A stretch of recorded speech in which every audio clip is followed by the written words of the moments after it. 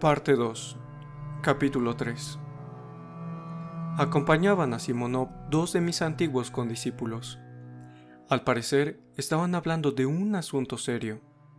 Ninguno de ellos prestó atención a mi llegada, cosa verdaderamente extraña, ya que no nos habíamos visto desde hace años.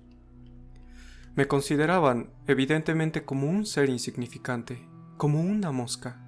Ni siquiera en la escuela me trataban así, a pesar de que allí me detestaban.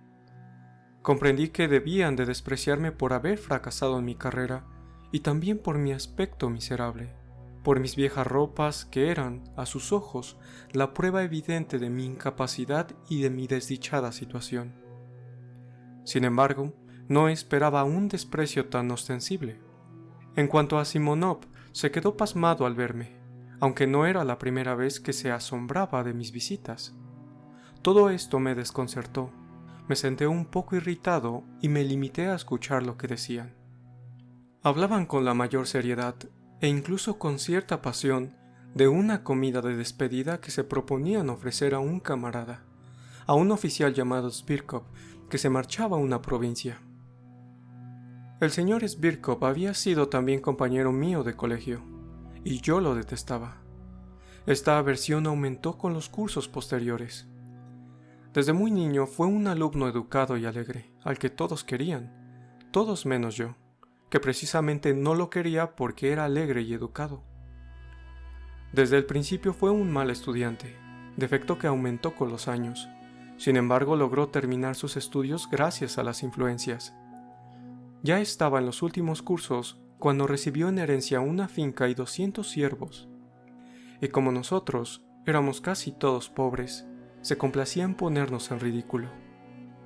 Era un ser vulgar, pero en definitiva, y a pesar de sus humos, un buen muchacho. Entre nosotros en la escuela, no obstante los alardes de honor y dignidad que se hacían con un exceso de fantasía y de palabras, todos, excepto algunos, lo adulaban, lo que lo incitaba a darse más importancia todavía. Pero si giraban en torno a él, no era por interés, sino simplemente porque la naturaleza lo había favorecido con sus dones. Además, entre los estudiantes se consideraba Zbirkov como un especialista en todo lo concerniente a la elegancia y a las buenas maneras, y esto era lo que más me enfurecía. Detestaba el agudo sonido de su voz, llena de suficiencia, sus grandezas de las que siempre se mostraba muy satisfecho, pero que eran verdaderas estupideces, pese a su facilidad de palabra. Detestaba su cara, bella pero inexpresiva, aunque ¿cómo me habría apresurado a cambiar aquella cara por la mía de hombre inteligente? Y sus modales desenvueltos al estilo de los oficiales de 1840. Lo detestaba por los éxitos que confiaba en obtener con las mujeres. No se atrevía a emprender conquistas antes de haber alcanzado sus hombreras de oficial.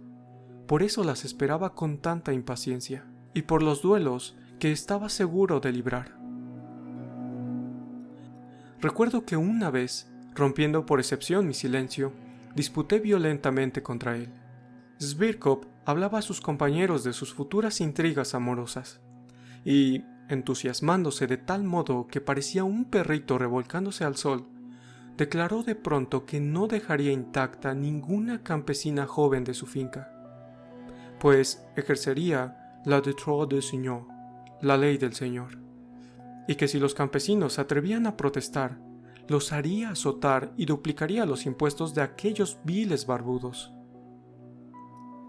Nuestros cobardes lo aplaudieron, pero yo lo ataqué violentamente, no porque compadeciera a las muchachas y a sus padres, sino simplemente porque me irritaba que semejante insecto cosechara éxitos de tal índole. Aquella vez triunfé, pero Zbirkov, al que su necedad no impedía ser alegre e insolente, logró poner a sus burlones de su parte, y de tal modo que mi triunfo fue momentáneo. Todos acabaron por reírse de mí. Desde entonces, más de una vez triunfó sobre mí, aunque sin maldad, bromeando entre risas. Yo guardaba ante él el silencio despectivo. Cuando terminamos los estudios, tuvo conmigo algunos gestos amables. Yo no lo rechacé porque ello me halagaba, pero pronto y con la mayor naturalidad nos distanciamos. Posteriormente me enteré de sus éxitos como oficial, de la vida alegre que llevaba, y más adelante tuve noticia de su rápido ascenso. Dejó de saludarme cuando nos encontrábamos en la calle. Sin duda temía comprometerse al cambiar el saludo con un ser tan insignificante como yo. Una vez lo vi en el teatro, en platea. Ya lucía las insignias de ayudante de campo. Rebullía en torno a las hijas de un viejo general, pero durante los 3 años que había dejado de verlo, había perdido mucho en presencia, ya que había engordado bastante. Sin embargo, conservaba sus bellas facciones y sus maneras elegantes. Se advertía que cuando cumpliese los 30 se hundiría completamente. Este era el Sbirkov al que acababan de desarmar a provincias y a quien sus amigos proyectaban dar una cena de despedida. No habían interrumpido sus relaciones con él, aún considerándose, estoy seguro, inferiores al oficial. Uno de los visitantes de Simonov se llamaba Ferfitchkin. Era un ruso de origen alemán, escasa estatura y cara de mono, un necio que se burlaba de todo el mundo y que fue mi peor enemigo en la escuela desde las clases inferiores.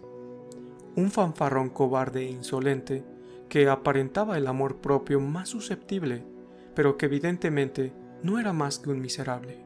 Pertenecía al grupo de admiradores de Sbirkov que lo adulaba interesadamente, ya que todos le pedían con frecuencia dinero prestado. El otro visitante, Trudolyubov, no tenía nada digno de mención. Era militar, un mocetón alto, rostro frío. Aunque honrado, se inclinaba ante el éxito, fuese este cual fuera, y solo sabía hablar de nombramientos, ascensos, etc. Era pariente lejano de Sbirkov, y por estúpido que esto pueda parecer, ello le confería cierto prestigio a los ojos de sus compañeros.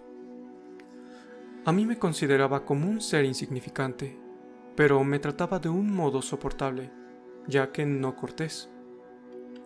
Bueno, poniendo 7 rublos por cabeza, declaró Trudolyubov, y siendo 3 como somos, reuniremos 21 rublos.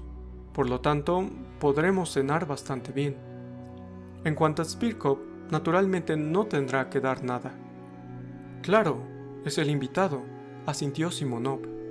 ¿Cómo podéis creer?, intervino Ferfitchkin con acento interrogante e insolente, como un lacayo descarado que se jacta de las consideraciones de su dueño.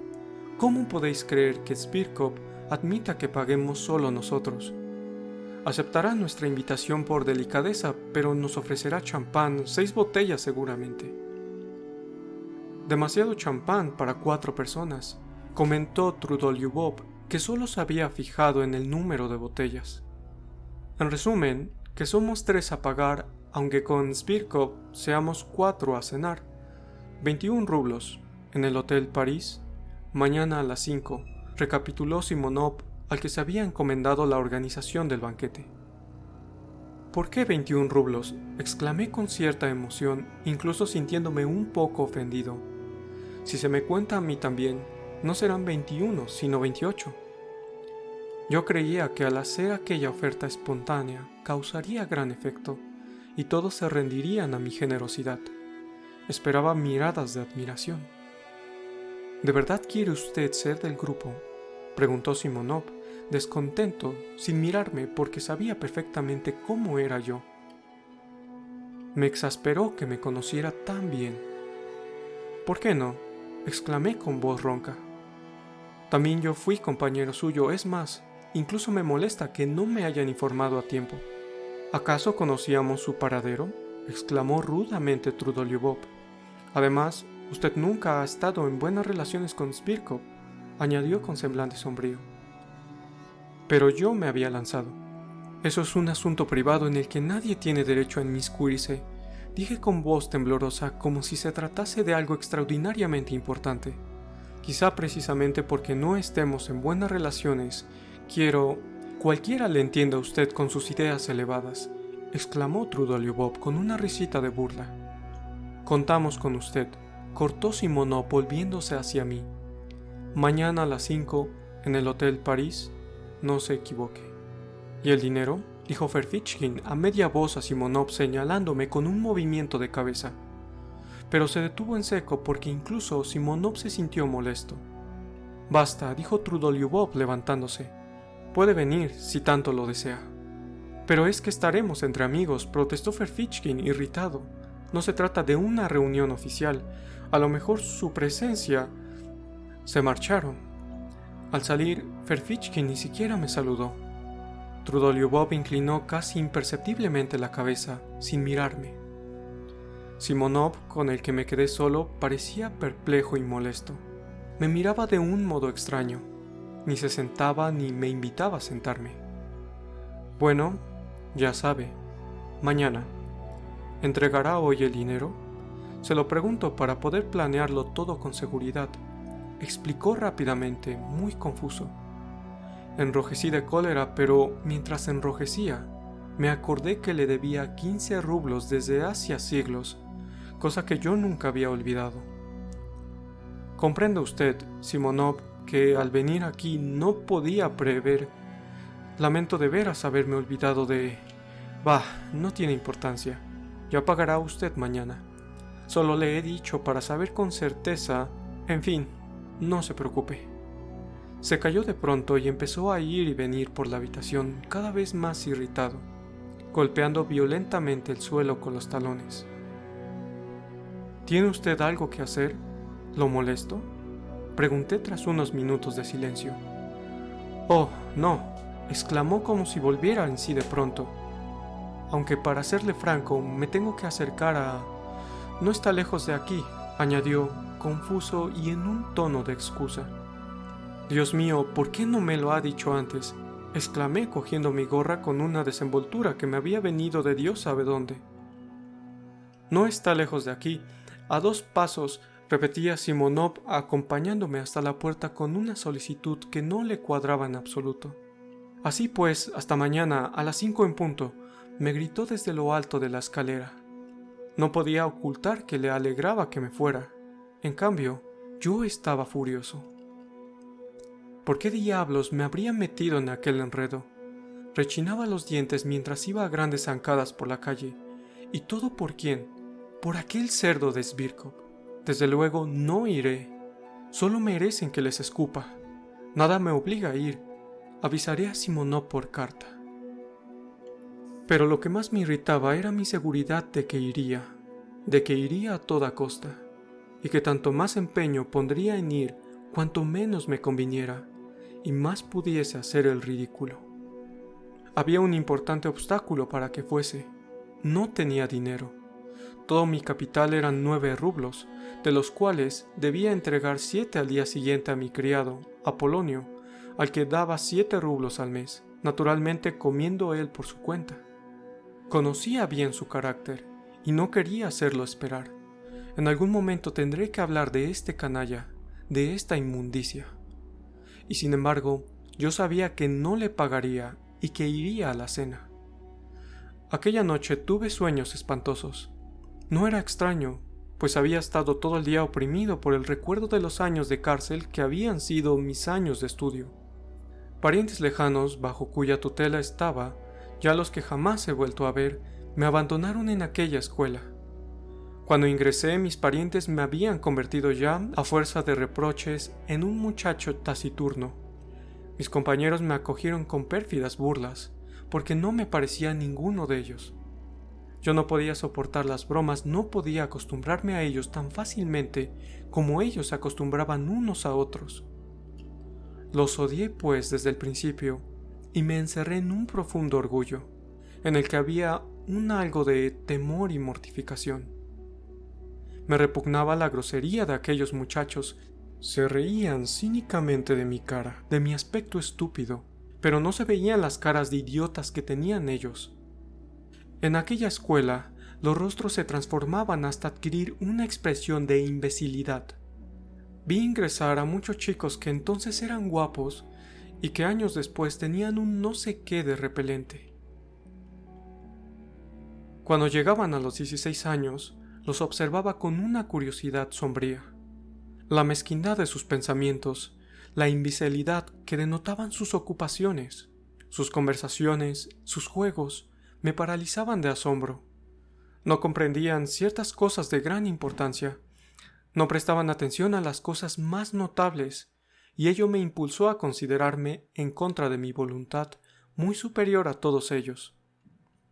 No era en modo alguno la vanidad herida el motivo de mi actitud, y en nombre del cielo, no me vengáis con esa objeción tan reprimida que ya me produce náuseas, de que soñaba despierto mientras ellos poseían ya el sentido de la realidad. De ningún modo. No comprendían nada, no tenían el menor sentido de la realidad.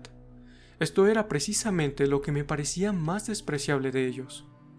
Por el contrario, acogían la realidad más evidente, la que, por decirlo así, entra por los ojos con la más estúpida incomprensión. Es más, aunque solo tenían 16 años, ya se inclinaban servilmente ante el éxito.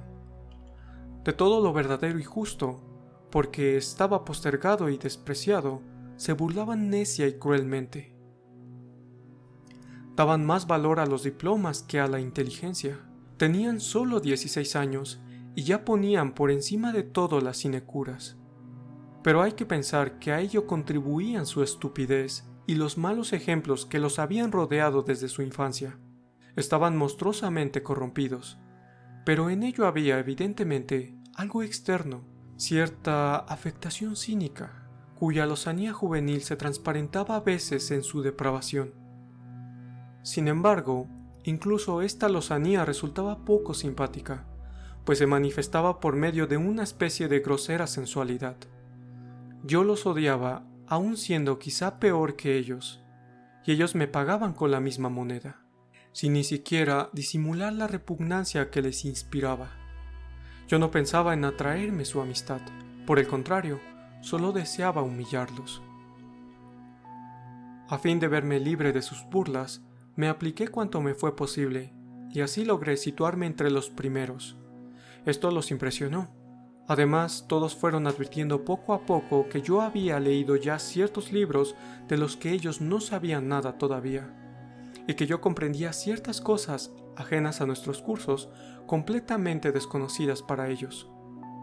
Lo comprobaban con una estupefacción irónica, pero aceptaban mi prestigio, y más aún al advertir que mis conocimientos habían atraído la atención de los profesores. Las burlas cesaron, pero la antipatía subsistió, y se establecieron entre nosotros relaciones de una frialdad oficial. Al fin fui yo quien no pudo seguir resistiendo.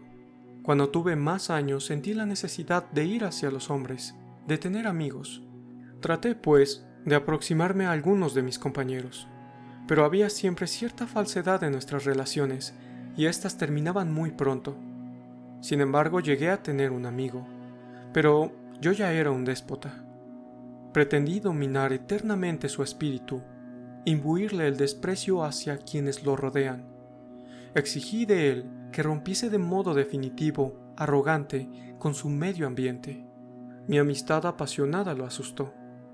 Lo trastorné hasta las lágrimas, hasta las convulsiones. Era un alma cándida y generosa. Y cuando se hubo entregado a mí por entero, lo detesté y lo rechacé. Fue como si solo lo hubiese necesitado para apuntarme una victoria y adueñarme de su voluntad. Pero yo no podía vencerlos a todos, mi amigo tampoco se parecía a ninguno de ellos. Era una excepción. Cuando terminé mis estudios me apresuré a renunciar a la carrera especial a que me habían destinado, a fin de romper todos los lazos con el pasado, poder maldecirlo y cubrirlo de ceniza. Después de todo esto, no sé por qué diablos seguí yendo a casa de Simonov. Al día siguiente me desperté temprano. Me levanté tan agitado como si la comida se hubiera de celebrar inmediatamente. Y es que estaba persuadido de que aquel día tenía que producirme un cambio radical en mi existencia. Probablemente todo se debía a que se trataba de un hecho desacostumbrado, y también hay que tener en cuenta que siempre me enfrentaba con un acontecimiento, por insignificante que fuera, me hacía la ilusión de que iba a cambiar radicalmente mi existencia. Fui a la oficina como de costumbre, pero salí 2 horas antes, con objeto de hacer los preparativos del caso. Sobre todo, pensaba, no debo ser el primero en llegar, no vayan a creer que estaba impaciente. Tenía otras preocupaciones además de esta. Estaba agitadísimo, y esta agitación me debilitaba. Limpié de nuevo mis botas.